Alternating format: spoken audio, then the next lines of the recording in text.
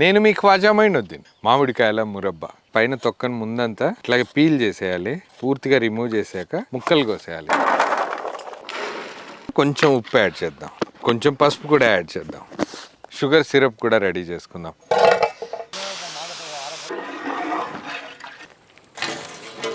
గట్టిగా అనిపించకూడదు, మరీ మెత్తగా ఉండకూడదు, ఇలా ఈజీగా కట్ అయిపోవాలి.